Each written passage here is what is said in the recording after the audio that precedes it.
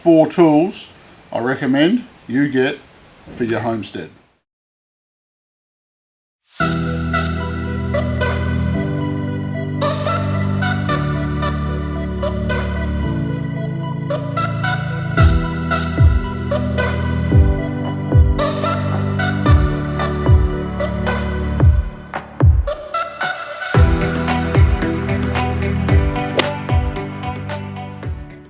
Welcome, I'm Corey from Rockpole.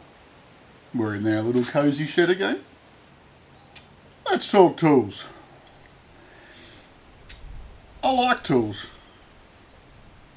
I've got a few, I've worked with a few, and I know a few tools. So, wow, this is just our cordless collection of tools that Amanda and I have accumulated over many years in the building trade, and we're very familiar with each and every single one of them, and they all have their pros and cons. So what do I recommend that you get for starting out if you want to build a few little projects here and there? Well, I can tell you, you don't need a big elaborate setup like this of cordless stuff. You just need 4 things, I reckon, will get you started. First thing, which I use most of the time, is an impact driver. So basically the impact driver works off in this little gearbox here. It's different to a drill, whereas a drill has like a gear reduction, and basically the motor does, example, 100 RPM, the output shaft does say 50. So you get that bit of a extra power from the gear reduction. Whereas an impact driver works off 2 dog teeth, we'll call them dog teeth, and they're kind of like that. And in between it is a spring. So when you apply pressure and it gets to a certain amount of force, these dog teeth, the spring actually helps these dog teeth separate, and they come out and it will do a bit of a turn and they realign, and as they realign, that's what gives you the impact action of the, I want to use the word bang bang, but it's probably not the right word. Gives you the impact action of the, go on, say it, bang, disengage, re-engage, bang, and that's what gives you the sound of it. Now I'll try and replicate it here just by putting it in my hand. So we pull the trigger, it turns just like normal, but if I put pressure, if I hold this, right, you can hear that? That's the dog teeth disengaging and re-engaging, and that's what gives you the oomph to help put the tech screws in the thick steel, or if you've got a hard nut to undo, it gives it the bang bang to undo it. I almost make a song out of that. Anyway, that's my little explanation of the impact driver. This is basically a standard 1/4-inch hexagonal fitting, which comes with pretty much all impact drivers. There is a few different versions where you can have like a 3/8 socket fitting instead of this, but I think that's the entry level range to the impact wrench. So we're not talking about them today, we're talking about impact drivers. So this is just a 1/4-inch fitting which comes standard on a lot of different products.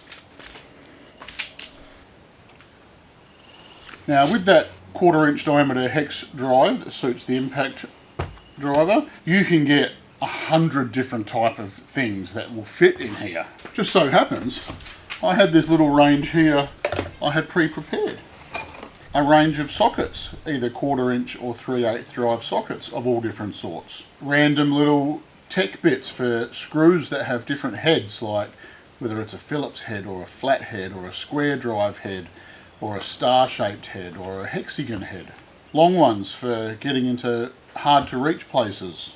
Short ones for getting into tighter spaces. The products that you can buy that have this hex drive to suit the impact driver are so common everywhere. There is so many to list. And if you just go to your local hardware and you see that pattern, that little hex drive pattern, and you got an impact driver, it'll fit in. Just like that. Alright, number 2 on the list. A drill. You need a good drill. Now, I've found that some drills are better than others, but it usually comes down to the chuck. So you want like a pretty good chuck on your drill. Now these do, I think they do 1.5 mil to 13 mil, and it's just a keyless chuck. You just do it up on your drill bit. Beautiful. Drill holes, whether you want to do hole saws, drill bits. You can even put your little bits in there, you know. Many things can fit in a drill, like a little wire brush that, you know, has got like a little shaft on it with a wire brush. You can put in your drill if you need to clean some stuff. You can get so many different things that will fit in there. So the drill's number 2. Now 3 and 4, I kind of put them together. I do. Now,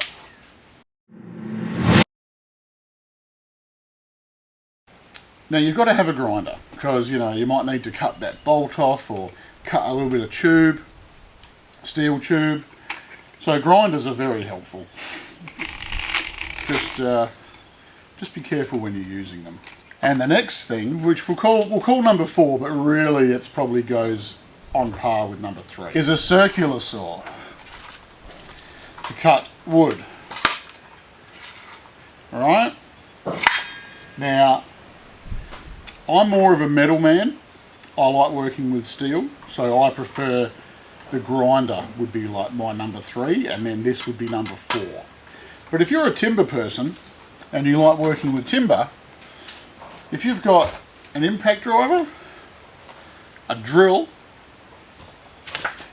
and a circular saw, there is so much you can make out of those 3 tools. You can pre-drill, for a start, you can cut the timber to size. Obviously there's other things that you need for that, like a tape measure and a pencil and maybe a square. We're not going into that. So you cut the timber to size, you can pre-drill it ready to accept your screws, and then you use the impact to set your screws in. You think of the possibilities of, you want to make a little shelf or a little stand or like a little trestle to lay something on so you can make a cutting bench. So many things that you can make with those 3 tools. But if you're like me and you're a metal person, you prefer the grinder. So an example, building stuff with the grinder and these couple of tools here. When I built the first little chicken pen, we had some light gauge steel and some roofing tin. It was the thicker type of tin, so you couldn't sort of tear it. So the grinder was good for cutting the roof tin and the light gauge steel.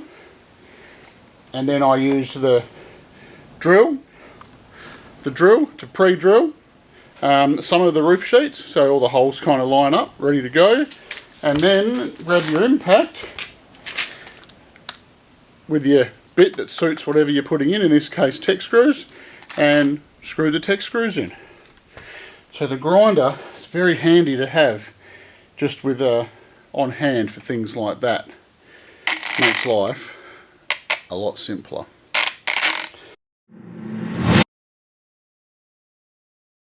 Now the next thing you need is, if you're going to have a couple of cordless tools on the go, you want to have some batteries. So we have a range of batteries.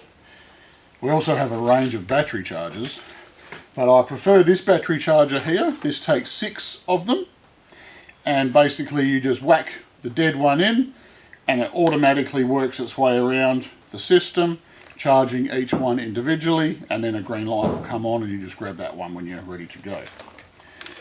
So, but when you buy the kit, it'll probably just come with the standard battery charger that takes 1 battery. That's fine, that'll work equally as well.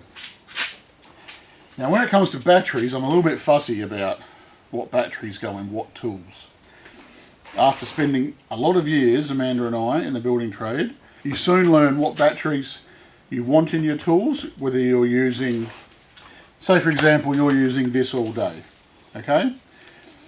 The last thing you want is a great big 12 amp battery in there. That's really heavy, you know, and if you're screwing walls or screwing up this way, there's no need to have a battery that big. Yeah, sure, this 12 amp would probably last 2 days in this impact driver, but not for us. The 5 amp batteries we use in the small tools, like that, just because they're light, they're small, they charge quickly, they have a fair bit of grunt for this particular tool, like the lighter weight tools. And then we move up to, I'll just put that over there, then we move up to, say, for example, a 6 amp hour battery. Now they are a little bit bigger, as you can see, right? A little bit bigger, a bit heavier. They have a substantial amount more power than the 5 amp, but it's the heaviness that gets to you after a while. So we use the 6 ampers in tools like the grinder, where you're not using it consistently, you're just using it, say, intermittently, just to cut random bits of steel. So you probably wouldn't use a cordless grinder all day, because you'd just be going through the batteries. You'd use like a 240 volt electric grinder. But the 6 amp battery is good for the grinder. It's good for the 2 smaller drills, hammer drills, because again, that's getting a bit heavy when you're drilling into the wall, but that's got the extra grunt, the 6 amp, to do it. And then you come to the Big Bertha battery. Now there's only really 2 tools I use this in. I use this 12 amp in this drill, because that uses a fair bit of power, and I also use it in the miter saw, because the miter saw is usually set up on a bench. You don't have the weight, you're just using the miter saw, and it'll run for so long with a 12 amp battery in it. And then it comes down to charging your batteries. I would recommend that if you purchase a couple of tools, you have 2 batteries. So you have one battery that you're using in, say, whether you're putting something in, you're drilling it, and then you'll swap it out, and you'll do it with the drill. When this one goes flat, whack it on charge, right? Grab the fresh one that's already charged, and you can keep going. If you put a battery in there, and I'll just get one off here for an example. So these are your 2 batteries that you've got, right? And you're drilling holes and you're putting screws in, and come lunchtime, well, lunchtime's probably a good time actually to put the batteries on charge, because you can go inside and have a coffee and a sandwich, I guess. But, come halfway through the day, both batteries are flat. Then you've got to take them both, and if you only have a charger that charges one battery at a time, well, then you've got to wait till one battery's charged and then put the other battery on, and then you're kind of back in the game again. So I hope that's a few tips as to tools. I'm not going into what all these tools do. They all do various things, but as far as having a good tool collection goes, just pick a platform, as in Milwaukee, DeWalt, Makita, whatever colour you like of tools. They're all the same, they all do the same job. And then just start building up your tools and building up your batteries, and eventually you'll have a really good toolkit where you can do everything. Now this whole house that we built, which is out that way, you can't see, we built that with a range of cordless tools. Probably only, Oh, what do we use? Well, the impact drivers got a lot of use. The hammer drill got a lot of use. And the grinder got a lot of use. And the drill, to drill some holes. And with those few tools, we managed to build an entire house. Thank you for watching. I hope this helps. And we'll see you on the next one. Thanks, folks. Bye. And here's a link to see these tools in action or catch up on our Vlogmas 2022 playlist.